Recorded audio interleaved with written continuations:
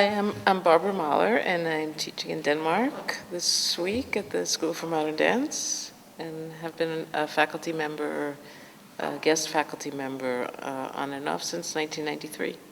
I teach something that I learned myself in order to become a much better dancer.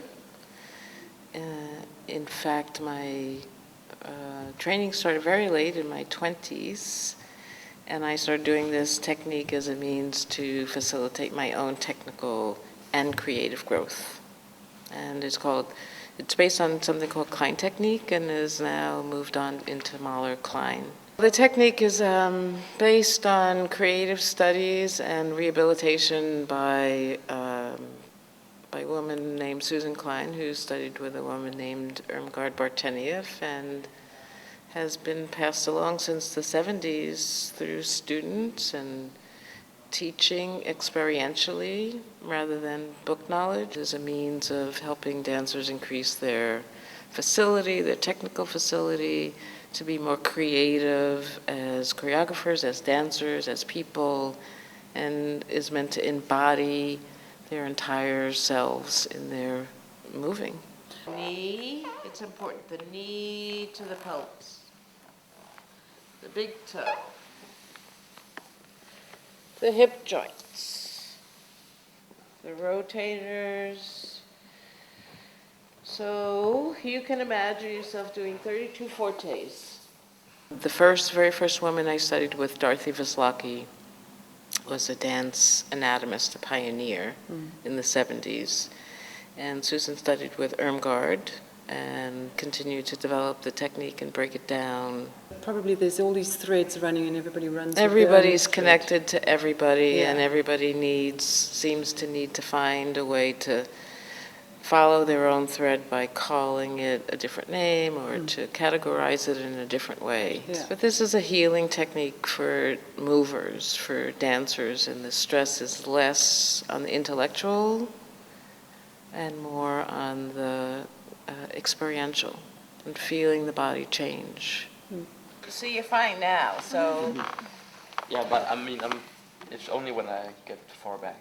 I didn't learn like other dancers did, that I found it quite difficult to pick up combinations and found it quite difficult to experience them in my body without creating injuries. So I had one idea that I had major structural problems, and I also figured out that I had different learning needs, and it was actually through taking class that I was able to discover my own learning process.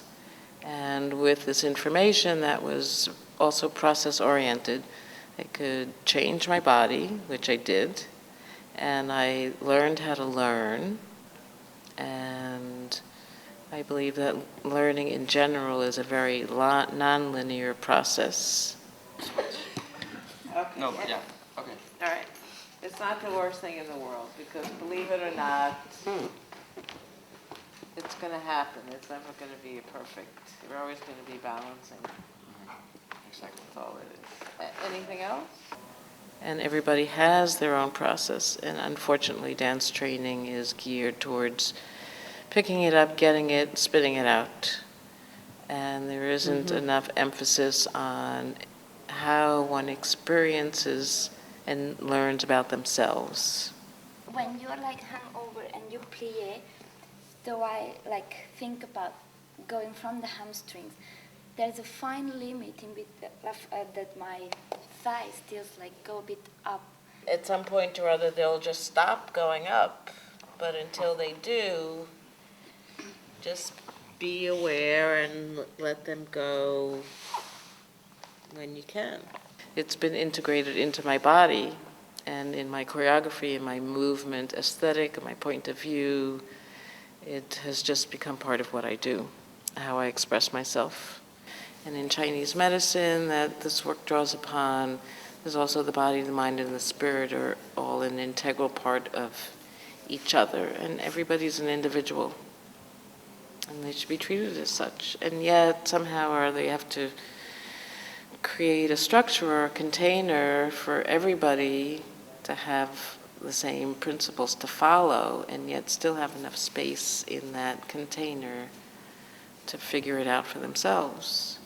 Let the leg go. Be more sloppy for now. And I think the biggest habit to break is this right? Is that right? Am I doing it right now? That's it. Can you correct me? Can you fix Isn't that it? different? So how does that very personalized manner of working, that deep internal embedding of information within the body, how does that then work when you choreograph from the outside? That paradox you talked about earlier on. Well, more often than not, I've created my own movement and I teach it to my dancers. And sometimes I have had them improvise and choose material that starts to say something because they are communicating between themselves. Like, it's a very difficult thing to define or to point a finger at or put a dot on, but it's all designed in a certain way. It's design that evokes emotion or environment or feeling. It speaks. I start with my body and then I watch the movement that I videotape over and over and over and I improvise over and over and over until some material starts to keep getting repeated.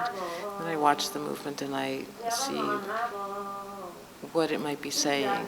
What movement am I repeating? Why am I repeating it? Why does it keep coming back? From what part of me is it being expressed outwardly? You're teaching in many places. Denmark, I see, in the States, New York. Where else are you teaching? Mostly I was based in New York for a very long time, teaching in a very small situation, which grew and grew and grew over 20 years. Every day I taught class, and over those 20 years, more and more people started to come to the studio from Europe, Scandinavia, and Asia, and it was through them coming to us that the work has kind of been pulled and been requested outside. So now I do a lot of traveling. So, I have a website. I get most of my work mostly on my website, which is fairly new. I do have a blog. And I see that you update that regularly. Which is, I which do. is great. It's fun. You just say, hello, I'm here, I'm doing this. I'm inspired by... It's always important to be inspired by something. Another way of reaching out. And Another way of reaching out. connecting. Yeah. Great. Thank you, Barbara. Thank that was you. really enlightening. Thanks so much. We'll hope to see you again next year. I'm sure we will.